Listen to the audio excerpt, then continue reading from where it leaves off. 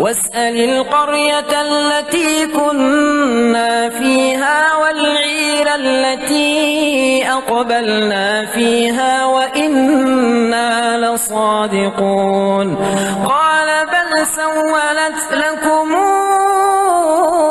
أنفسكم أمرا فصبر جميل عسى الله أن ياتيني بهم جميعا إنه هو العليم الحكيم وتولى عنهم وقال يا أسفا على يوسف وابيضت عيناه من الحزن فهو كظيم قالوا تالله تفتأ تذكر يوسف حتى تكون حرضا أو تكون من الهالكين قال إنما أشكو بثي وحزني إلى الله وأعلم من الله ما لا تعلمون يا بني اذهبوا فتحسسوا من يوسف وأخيه ولا تيأسوا من روح الله إنه لا ييأس من روح الله إلا القوم الكافرون فلما دخلوا عليه قالوا يا أيها العزيز مسنا وأهلنا الضر وجئنا ببضاعة مزجاة فأوف لنا الكيل وتصدق علينا إن الله يجزي المتصدقين قال هل علمتم ما فعلتم بيوسف وأخيه قال هل علمتم ما فعلتم بيوسف وأخيه إذا أنتم جاهلون قالوا أئنك لأنت يوسف قال أنا يوسف وهذا أخي قد من الله علينا إنه من يتق ويصبر فإن الله لا يضيع أجر المحسنين قالوا تالله لقد آثرك الله علينا وإن كنا لخاطئين قال لا تثريب عليكم اليوم يغفر الله لكم وهو أرحم الراحمين اذهبوا بقميصي هذا فألقوه على وجه أبي يات بصيرا واتوني بأهلكم أجمعين ولما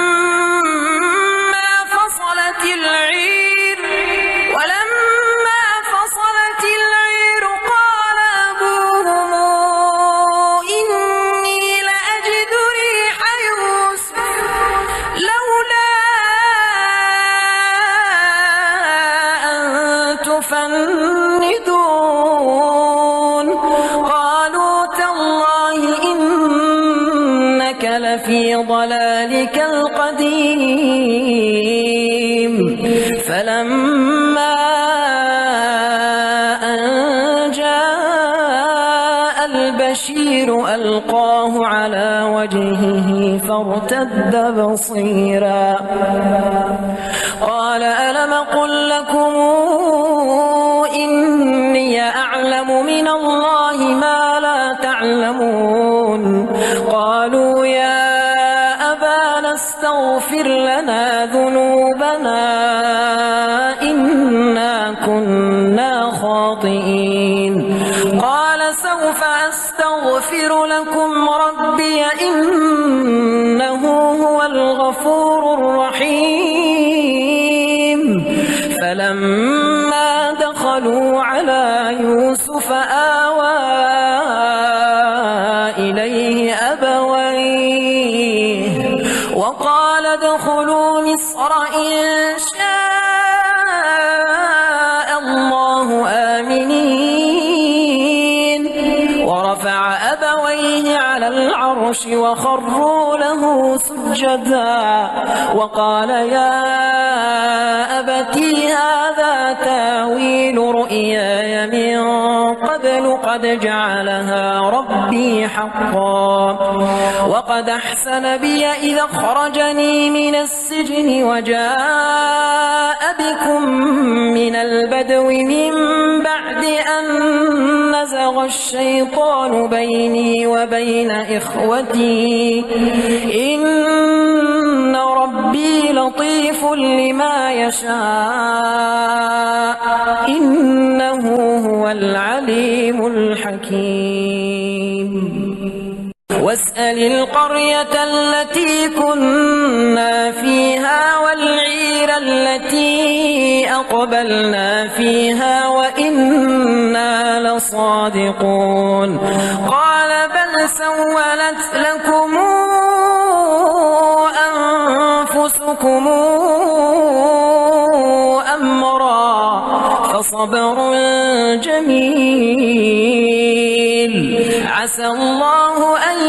ياتيني بهم جميعا إنه هو العليم الحكيم وتولى عنهم وقال يا أسفا على يوسف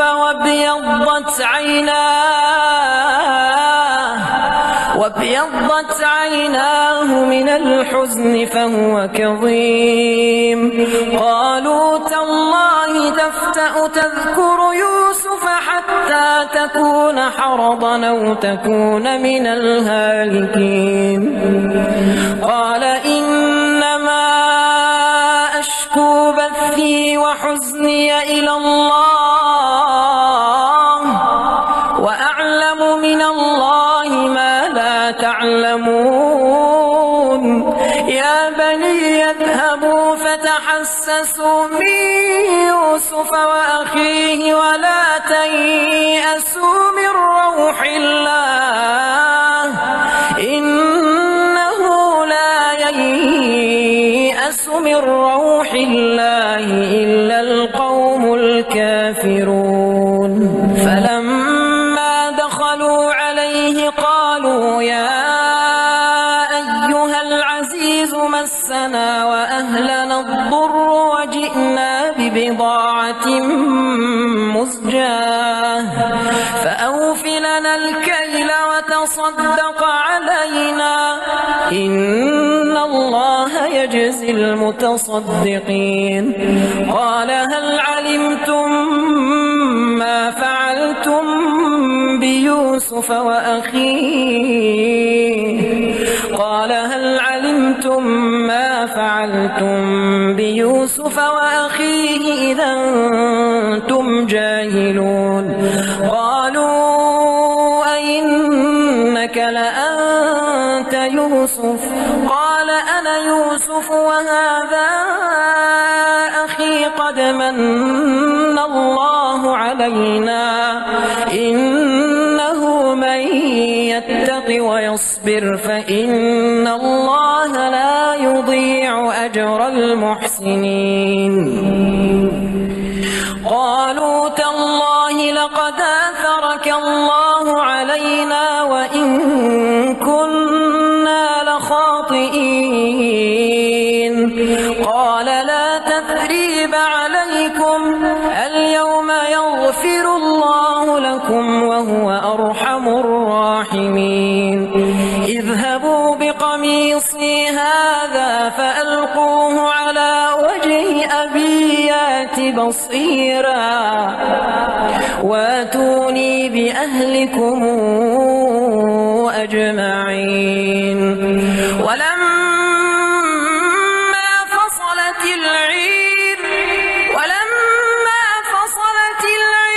قال أبوهم إني لأجد ريح يوسف لولا يفندون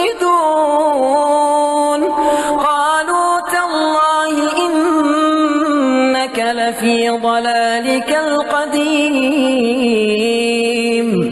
فلما أن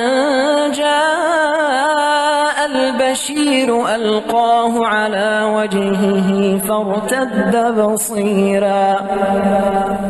قال ألم قل لكم إني أعلم من الله ما لا تعلمون قالوا يا أبانا استغفر لنا ذنوبنا إنا كنا خاطئين قال سوف أستغفر لكم ربي إنه هو الغفور الرحيم فلما دخلوا على يوسف آوى إليه أبويه وقال ادخلوا مصر إن شاء الله آمنين ورفع أبويه على العرش وخروا له سجدا وقال يا أبتي هذا تاويل رؤياي من قبل قد جعلها ربي حقا وقد أحسن بي إذا أخرجني من السجن وجاء بكم من البدو من بعد أن نزغ الشيطان بيني وبين إخوتي إن ربي لطيف لما يشاء إنه هو العليم الحكيم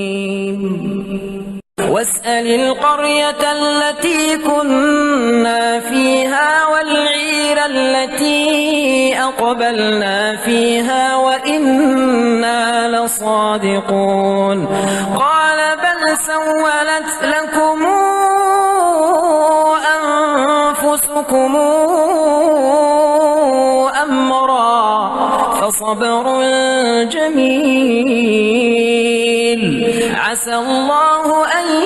ياتيني بهم جميعا إنه هو العليم الحكيم وتولى عنهم وقال يا أسفا على يوسف وابيضت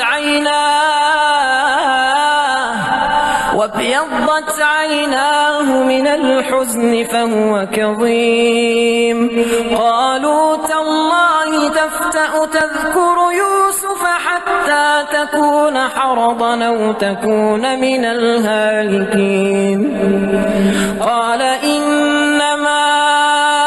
أشكو بثي وحزني إلى الله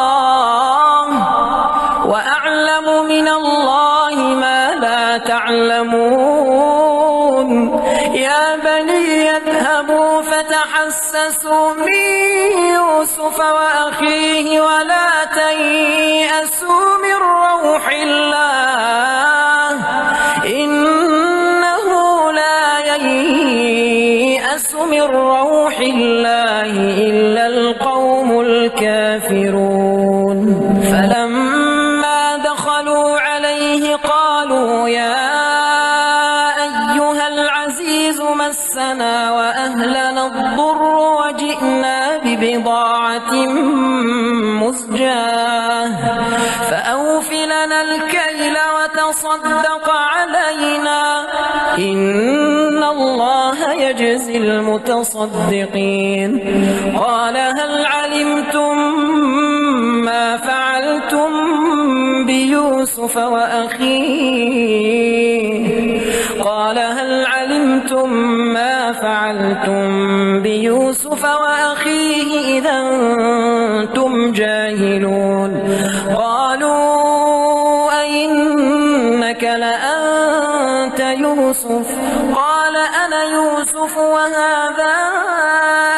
أخي قد من الله علينا إنه من يتق ويصبر فإن الله لا يضيع أجر المحسنين. قالوا تالله لقد آثرك الله علينا وإن كنا لخاطئين. قال لا تثريب عليكم اليوم يغفر الله لكم وهو أرحم الراحمين. اذهبوا بقميصي هذا فألقوه على وجه أبي يأت بصيرا واتوني بأهلكم أجمعين. ولما فصلت العير قال أبوهم إني لأجد ريح يوسف لولا أن تفندون. قالوا تالله إنك لفي ضلالك القديم. فلما أن جاء البشير ألقاه على وجهه فارتد بصيرا قال ألم قل لكم إني أعلم من الله ما لا تعلمون. قالوا يا أبانا استغفر لنا ذنوبنا إنا كنا خاطئين. قال سوف أستغفر لكم ربي إنه هو الغفور الرحيم. فلما دخلوا على يوسف آوى إليه أبويه وقال ادخلوا مصر إن شاء الله آمنين. ورفع أبويه على العرش وخروا له سجدا وقال يا أبتي هذا تاويل رؤياي من قبل قد جعلها ربي حقا وقد أحسن بي إذا أخرجني من السجن وجاء بكم من البدو من بعد أن نزغ الشيطان بيني وبين إخوتي إن ربي لطيف لما يشاء إنه هو العليم الحكيم. واسأل القرية التي كنا فيها والعير التي أقبلنا فيها وإنا لصادقون. قال بل سولت لكم أنفسكم أمرا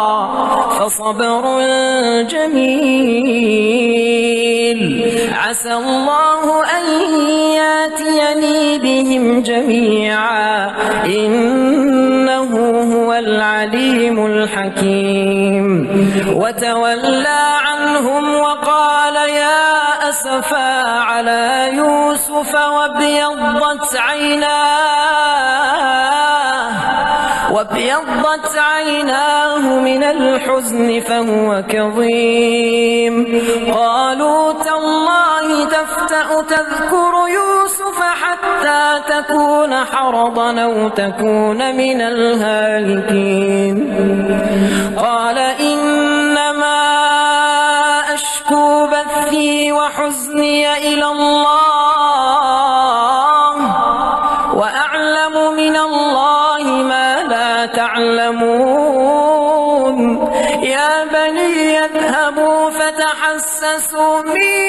يوسف وأخيه ولا تيأسوا من روح الله إنه لا ييأس من روح الله إلا القوم الكافرون.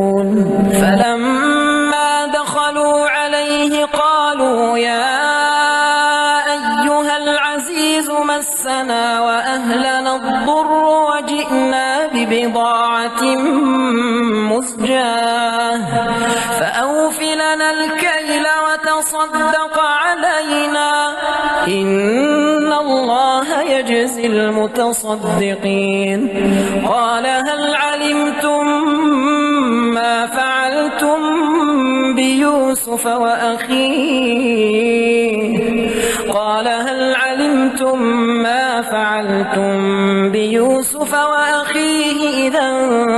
أنتم جاهلون قالوا أئنك لأنت يوسف قال أنا يوسف وهذا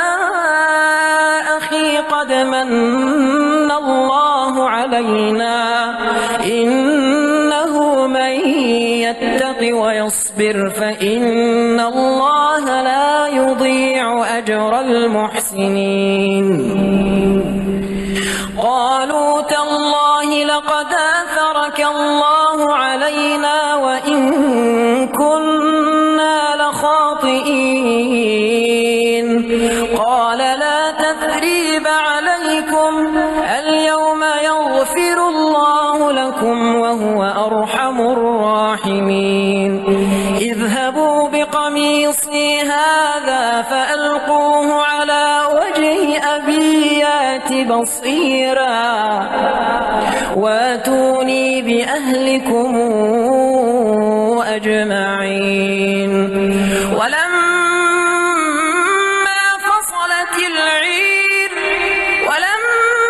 فصلت العير قال أبوهم إني لأجد ريح يوسف لولا أن تفندون قالوا تالله إنك لفي ضلالك القديم فلما أن جاء البشير ألقاه على وجهه فارتد بصيرا قال ألم قل لكم إني أعلم من الله ما لا تعلمون قالوا يا أبانا استغفر لنا ذنوبنا إنا كنا خاطئين قال سوف أستغفر لكم ربي إنه هو الغفور الرحيم فلما دخلوا على يوسف آوى إليه أبويه وقال ادخلوا مصر إن شاء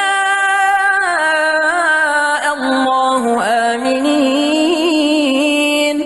ورفع أبويه على العرش وخروا له سجدا وقال يا أبتي هذا تاويل رؤياي من قبل قد جعلها ربي حقا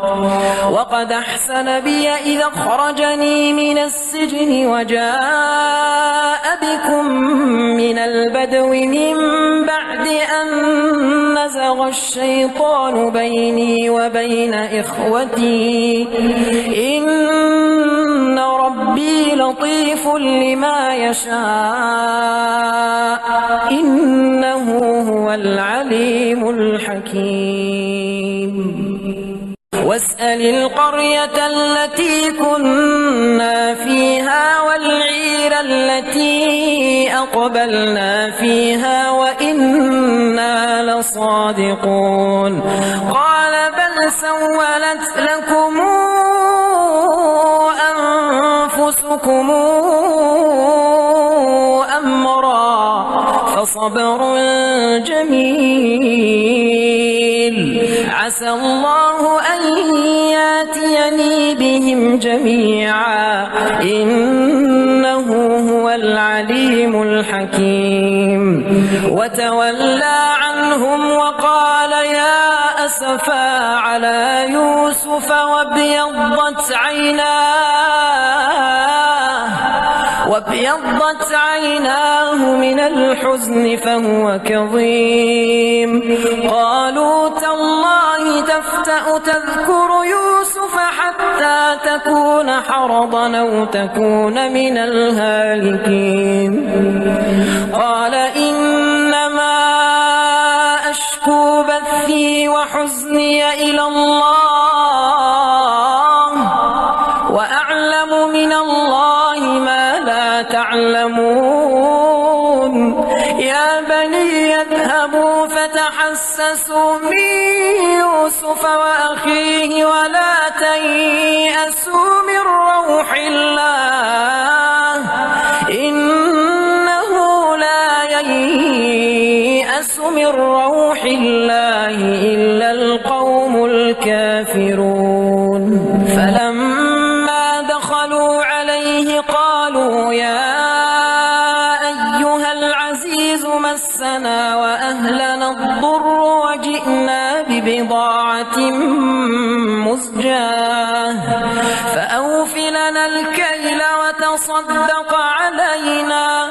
إن الله يجزي المتصدقين قال هل علمتم ما فعلتم بيوسف وأخيه قال هل علمتم ما فعلتم بيوسف وأخيه إذا أنتم جاهلون قالوا أئنك لأنت يوسف قال أنا يوسف وهذا أخي قد من الله علينا إنه من يتق ويصبر فإن الله لا يضيع أجر المحسنين قالوا تالله لقد آثرك الله علينا وإن كنا لخاطئين قال لا تثريب عليكم اليوم يغفر الله لكم وهو أرحم الراحمين اذهبوا بقميصي هذا فألقوه على وجه أبي يات بصيرا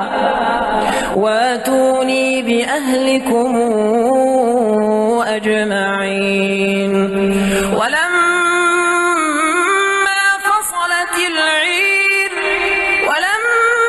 فصلت العير قال أبوهم إني لأجد ريح يوسف لولا أن تفندون قالوا تالله إنك لفي ضلالك القديم فلما أن جاء البشير ألقاه على وجهه فارتد بصيرا قال ألم قل لكم إني أعلم من الله ما لا تعلمون قالوا يا أبانا استغفر لنا ذنوبنا إنا كنا خاطئين قال سوف أستغفر لكم ربي إنه هو الغفور الرحيم فلما دخلوا على يوسف آوى إليه أبويه وقال ادخلوا مصر إن شاء الله آمنين ورفع أبويه على العرش وخروا له سجدا وقال يا أبتي هذا تاويل رؤياي من قبل قد جعلها ربي حقا وقد أحسن بي إذا أخرجني من السجن وجاء بكم من من البدو من بعد أن نزغ الشيطان بيني وبين إخوتي إن ربي لطيف لما يشاء إنه هو العليم الحكيم واسأل القرية التي كنا فيها والعير التي أقبلنا فيها وإنا لصادقون قال بل سولت لكم أنفسكم أمرا فصبر جميل عسى الله أن ياتيني بهم جميعا إنه هو العليم الحكيم وتولى عنهم وقال يا أسفا على يوسف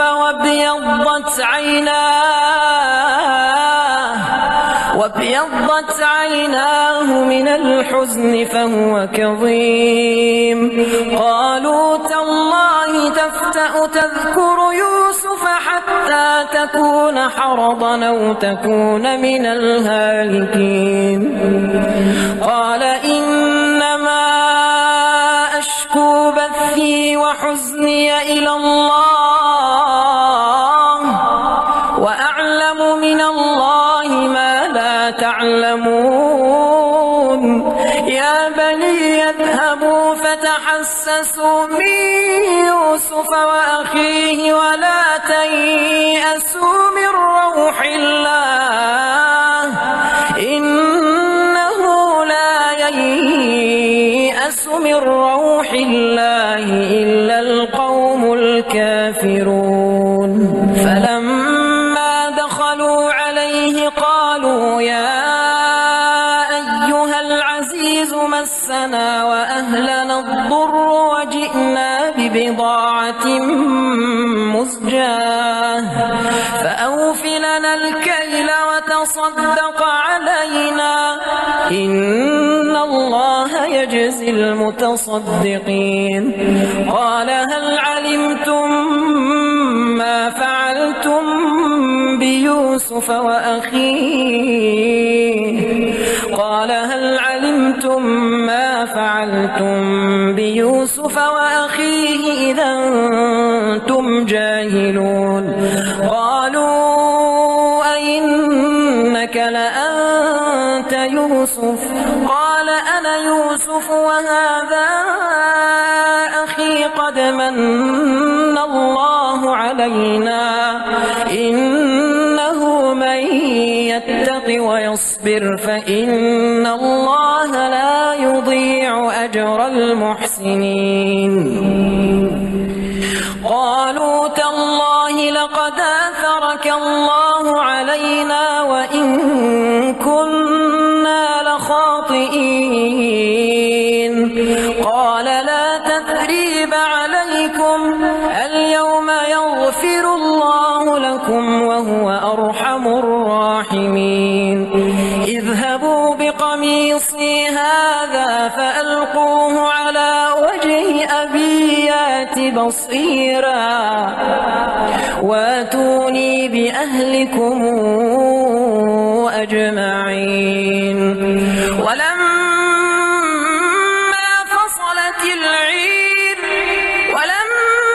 فصلت العير قال أبوهم إني لأجد ريح يوسف لولا أن تفندون قالوا تالله إنك لفي ضلالك القديم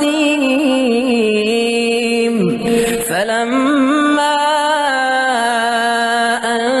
جاء البشير ألقاه على وجهه فارتد بصيرا قال ألم قل لكم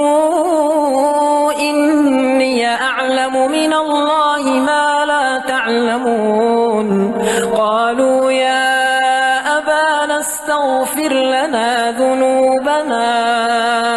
إنا كنا خاطئين قال سوف أستغفر لكم ربي إنه هو الغفور الرحيم فلما دخلوا على يوسف آوى إليه أبويه وقال ادخلوا مصر إن شاء الله آمنين ورفع أبويه على العرش وخروا له سجدا وقال يا أبتي هذا تاويل رؤياي من قبل قد جعلها ربي حقا وقد أحسن بي إذا أخرجني من السجن وجاء بكم من البدو من بعد أن نزغ الشيطان بيني وبين إخوتي إن ربي لطيف لما يشاء إنه هو العليم الحكيم واسأل القرية التي كنا فيها والعير التي أقبلنا فيها وإنا لصادقون قال بل سولت لكم أنفسكم أمرا فصبر جميل عسى الله أن ياتيني بهم جميعا إنه هو العليم الحكيم وتولى عنهم وقال يا أسفا على يوسف وابيضت عيناه من الحزن فهو كظيم قالوا تالله تفتأ تذكر يوسف حتى تكون حرضا أو تكون من الهالكين قال إنما أشكو بثي وحزني إلى الله وأعلم من الله ما لا تعلمون يا بني اذهبوا فتحسسوا من يوسف وأخيه ولا تيأسوا من روح الله إنه لا ييأس من روح الله إلا القوم الكافرون فلما دخلوا عليه قالوا يا أيها العزيز مسنا وأهلنا الضر وجئنا ببضاعة مزجاة فأوف لنا الكيل وتصدق علينا إن الله يجزي المتصدقين قال هل علمتم ما فعلتم بيوسف وأخيه قال هل علمتم ما فعلتم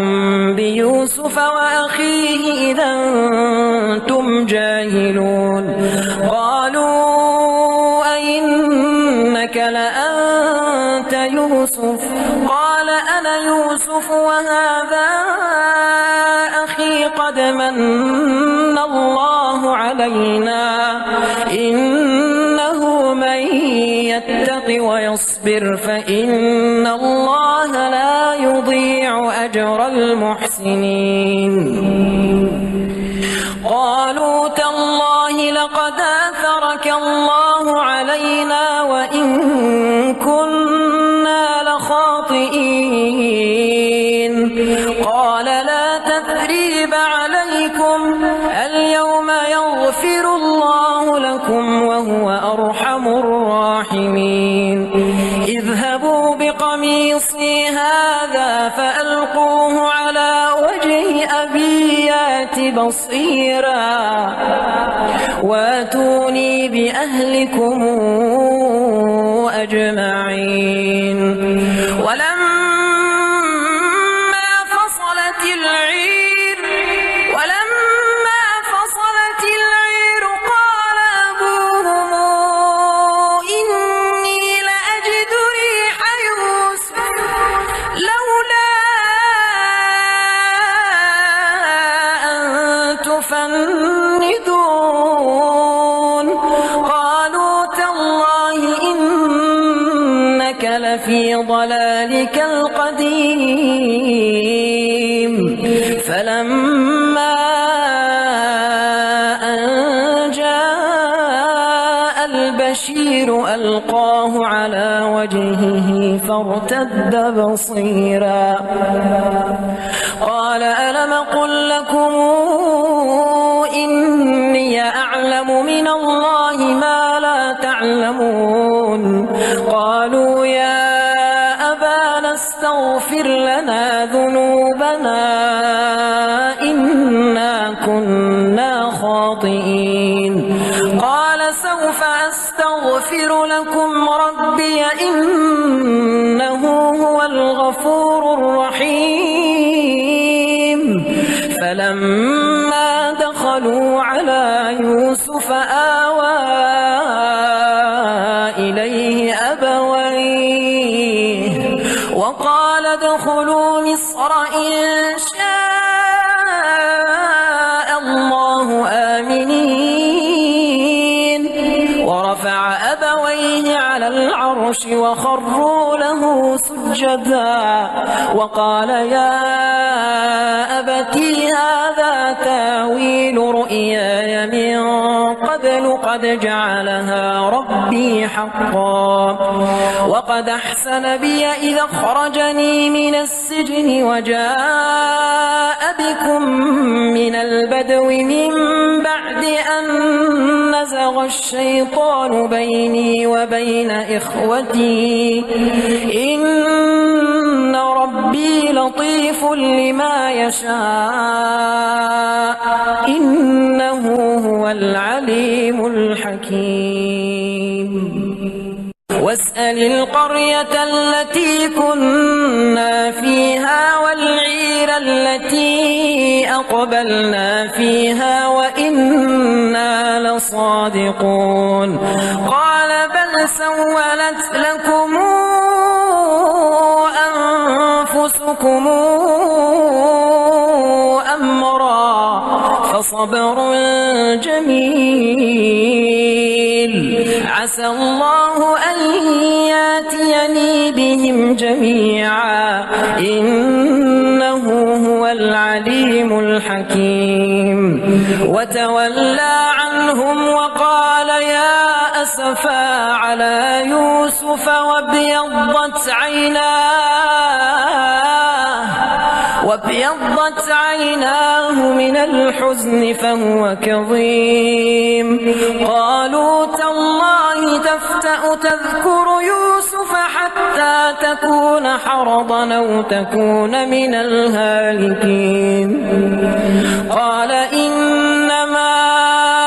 أشكو بثي وحزني إلى الله وأعلم من الله ما لا تعلمون. يا بني اذهبوا فتحسسوا من يوسف وأخيه ولا تيأسوا من روح الله إنه لا ييأس من روح الله إلا القوم الكافرون. فلما دخلوا عليه قالوا يا أيها العزيز مسنا وأهلنا الضر وجئنا ببضاعة مزجاة فأوف لنا الكيل وتصدق علينا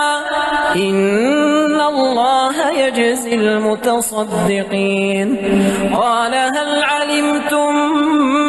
ما فعلتم بيوسف وأخيه؟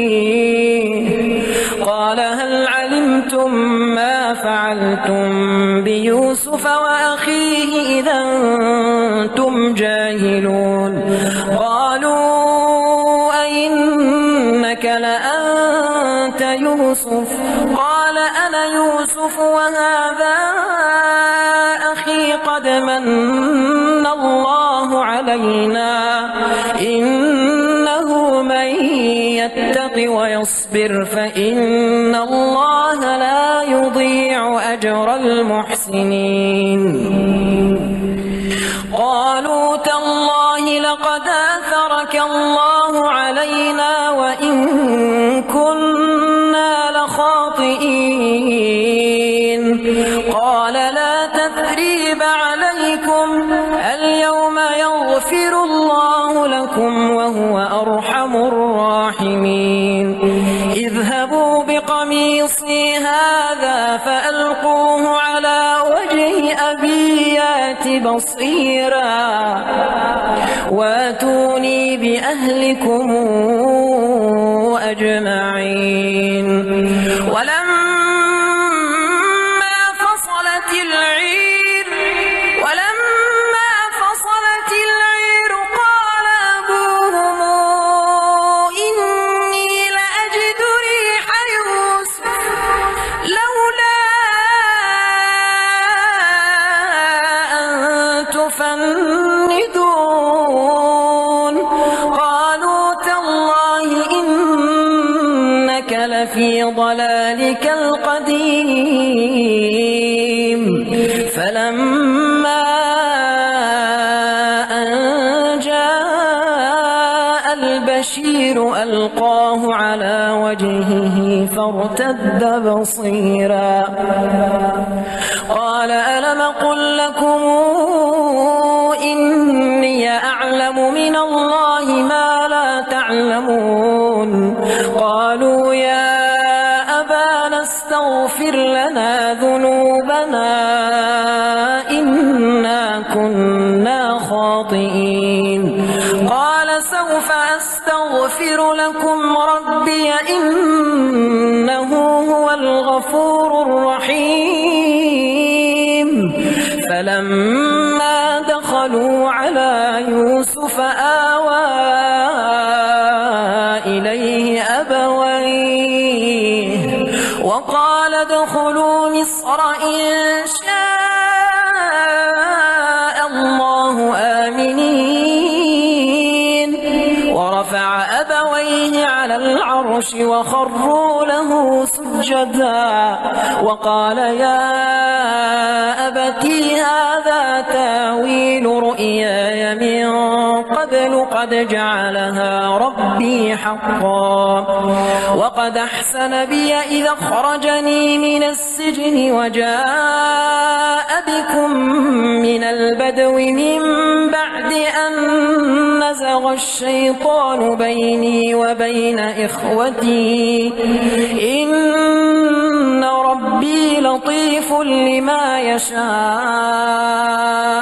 إنه هو العليم الحكيم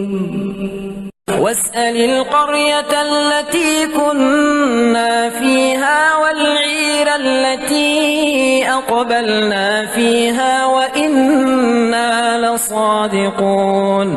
قال بل سولت لكم أنفسكم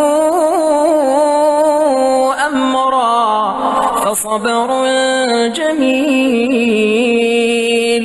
عسى الله أن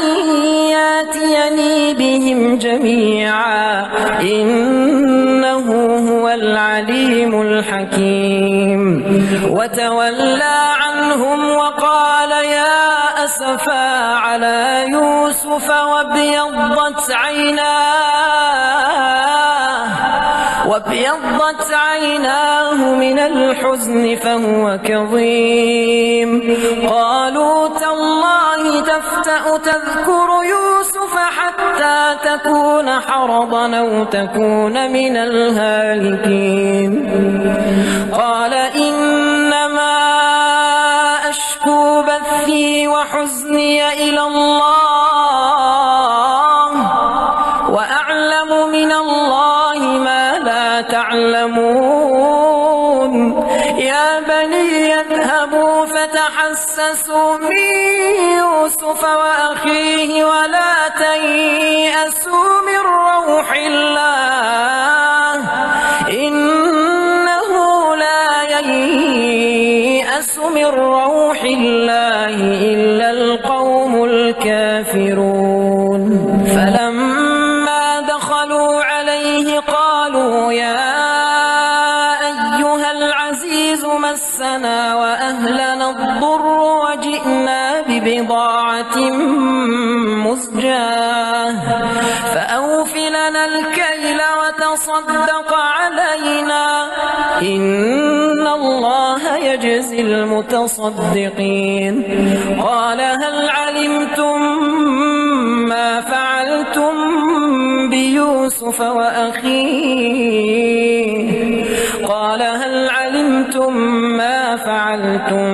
بيوسف وأخيه إذا أنتم جاهلون قالوا أئنك لأنت يوسف قال أنا يوسف وهذا أخي قد من الله علينا إنه من يتق ويصبر فإن الله لا يضيع أجر المحسنين قالوا تالله لقد آثرك الله علينا وإن كنا لخاطئين قال لا تثريب عليكم اليوم يغفر الله لكم وهو أرحم الراحمين اذهبوا بقميصي هذا فألقوه على وجه أبي يأت بصيرا واتوني بأهلكم أجمعين ولما فصلت العير قال أبوهم إني لأجد ريح يوسف لولا أن تفندون قالوا تالله إنك لفي ضلالك القديم فلما أن جاء البشير ألقاه على وجهه فارتد بصيرا قال ألم قل لكم إني أعلم من الله ما لا تعلمون قالوا يا أبانا استغفر لنا ذنوبنا إنا كنا خاطئين قال سوف أستغفر لكم ربي إنه هو الغفور الرحيم فلما دخلوا على يوسف آوى إليه أبويه وقال ادخلوا مصر إن شاء الله آمنين ورفع أبويه على العرش وخروا له سجدا وقال يا أبتي هذا تاويل رؤياي من قبل قد جعلها ربي حقا وقد أحسن بي إذا أخرجني من السجن وجاء بكم من البدو من بعد أن نزغ الشيطان بيني وبين إخوتي إن ربي لطيف لما يشاء إنه هو العليم الحكيم واسأل القرية التي كنا فيها والعير التي أقبلنا فيها وإنا لصادقون قال بل سولت لكم أنفسكم أسألكم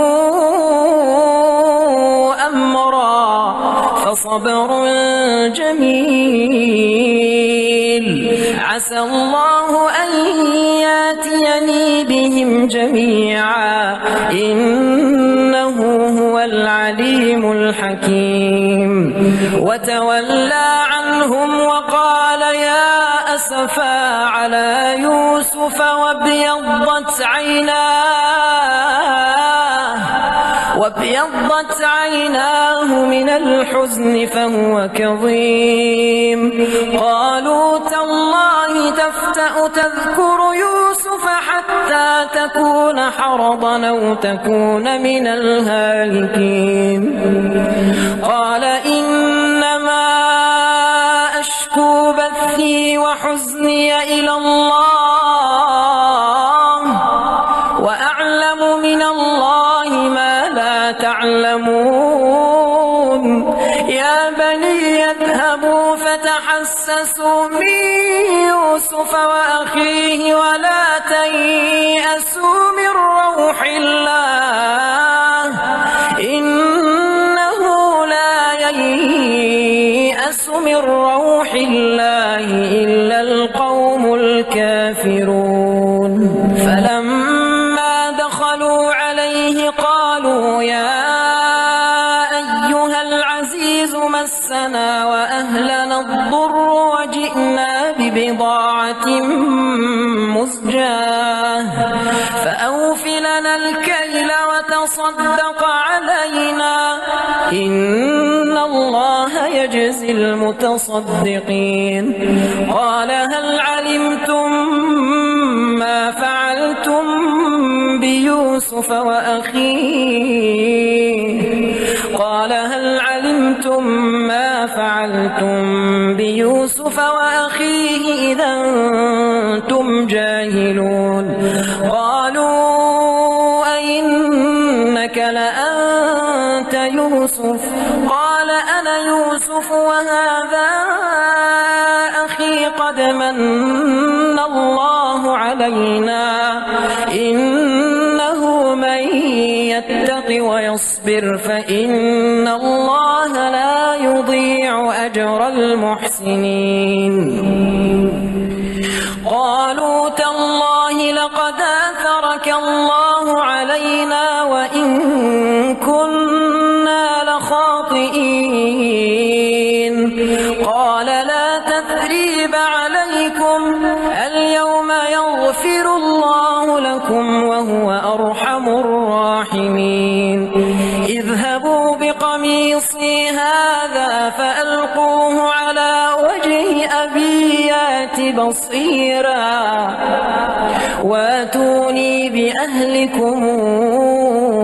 أجمعين ولما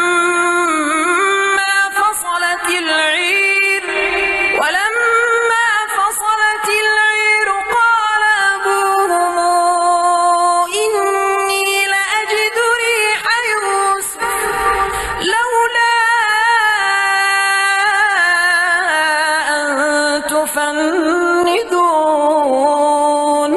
قالوا تالله إنك لفي ضلالك القديم فلما أن جاء البشير ألقاه على وجهه فارتد بصيرا قال ألم قل لكم إني أعلم من الله ما لا تعلمون قالوا يا أبانا استغفر لنا ذنوبنا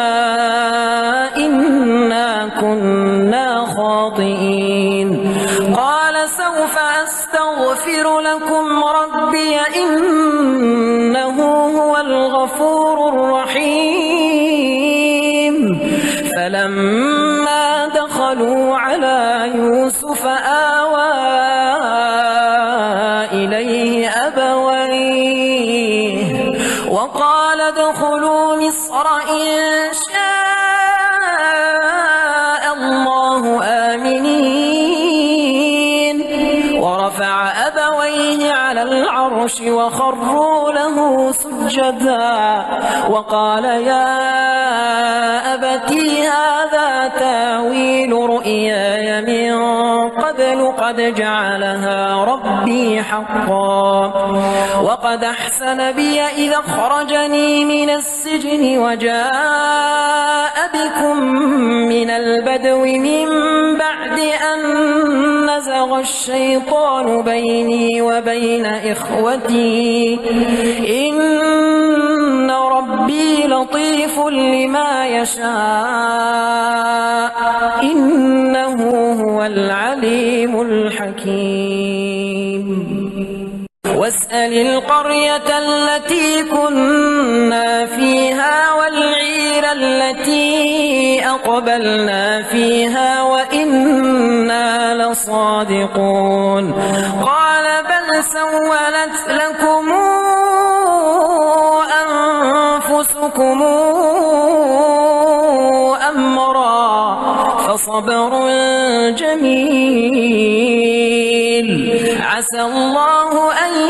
ياتيني بهم جميعا إنه هو العليم الحكيم وتولى عنهم وقال يا أسفا على يوسف وابيضت عيناه من الحزن فهو كظيم قالوا تالله تفتأ تذكر يوسف حتى تكون حرضا أو تكون من الهالكين قال إنما أشكو بثي وحزني إلى الله وأعلم من الله ما لا تعلمون يا بني اذهبوا فتحسسوا من يوسف وأخيه ولا تيأسوا من روح الله إنه لا ييأس من روح الله إلا القوم الكافرون فلما دخلوا عليه قالوا يا أيها العزيز مسنا وأهلنا الضر وجئنا ببضاعة مزجاة فأوف لنا الكيل وتصدق علينا إن الله يجزي المتصدقين قال هل علمتم ما فعلتم بيوسف وأخيه قال هل علمتم ما فعلتم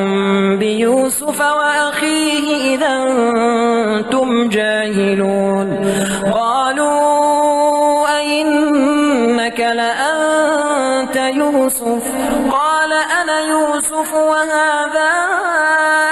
أخي قد من الله علينا إنه من يتق ويصبر فإن الله لا يضيع أجر المحسنين قالوا تالله لقد آثرك الله علينا وإن كنا لخاطئين قال لا تثريب عليكم اليوم يغفر الله لكم وهو أرحم الراحمين اذهبوا بقميصي هذا فألقوه على وجه أبي يات بصيرا واتوني بأهلكم أجمعين ولما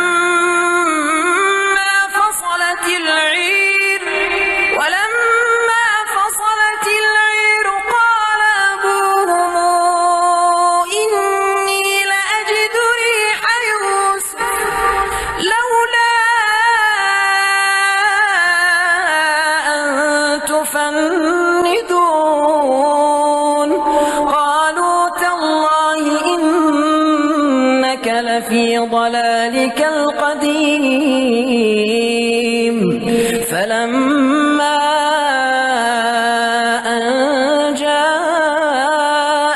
البشير ألقاه على وجهه فارتد بصيرا قال ألم قل لكم